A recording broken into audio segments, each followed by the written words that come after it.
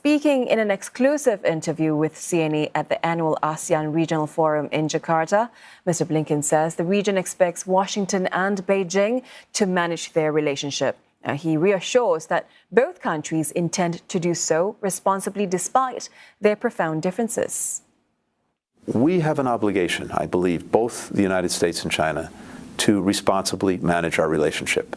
It's in our interests, clearly, to do that. We want to make sure that the competition that we're in does not veer into conflict, and that starts with good communications. It starts with making sure that, to the best of our ability, there are not misunderstandings or misperceptions. And to make sure of that, you've got to talk, you've got to engage. At the same time, even as we have profound differences that we're trying to manage responsibly, there are areas where we should be able to cooperate as well, because it's in our mutual interest and in the interests of other countries as well.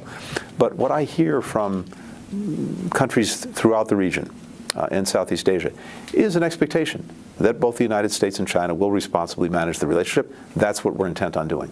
Is the U.S. losing its influence to China in Southeast Asia? It's not a question of influence one way or another with China or anyone else. We are engaged with ASEAN. We're engaged with countries in Southeast Asia on their own merits, not with regard to any other country, China or anyone else. Again, because it's profoundly in our interest, and we believe in the interests of countries in the region. So much of global growth is here. So much of the future, when it comes to dealing with issues of importance to our people, needs to be dealt with here. That's the basis upon which we're engaged in the region. How is the U.S. deepening its engagement with Southeast Asia? Well, I think we've seen just over the last 2 years exactly that, a deepening, a strengthening of the relationship with Southeast Asia, both with individual partner countries and especially through ASEAN. I've been deeply engaged. I think this is my 4th visit to Indonesia just since I've been in this job.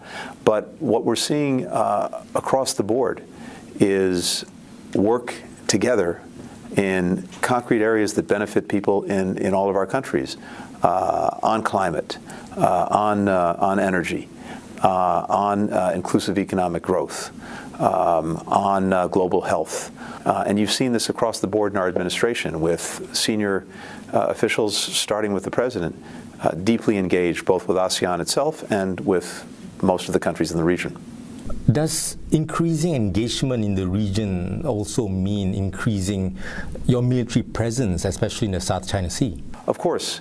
It's very important to us that we have a shared vision with ASEAN and for a free and open Indo-Pacific.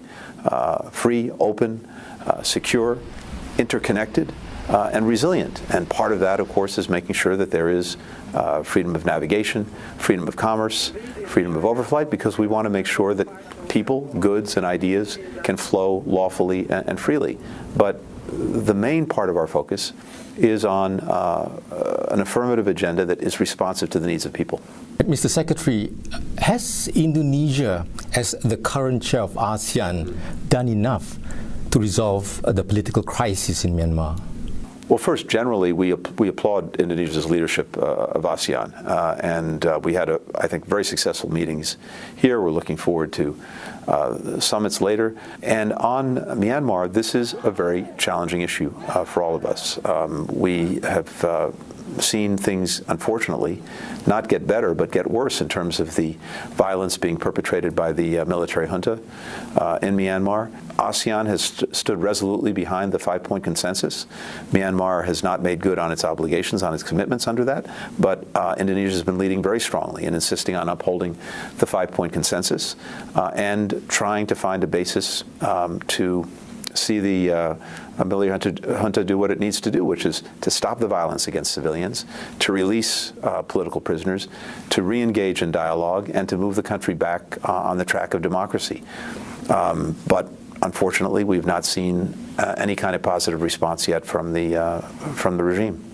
Does ASEAN need to act tougher on Myanmar then? Well, we're all looking at steps that we can take. We ourselves have imposed various measures, including sanctions. It's important, for example, to try to deny the military regime the resources that it needs to continue to repress the people of Myanmar. At the same time, I think it's very important that countries not provide weapons or otherwise support the military regime, because that will only add fuel to the fire of its own making. So we've talked about this extensively today here in Jakarta during the various meetings that we've had through ASEAN, and I think what we continue to see is basic unity in the approach that ASEAN's taken, but it is challenging in terms of actually seeing results. We haven't seen results.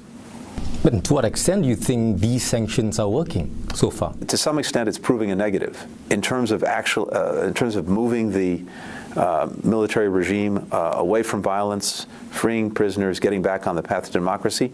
Visibly, that we haven't seen that result.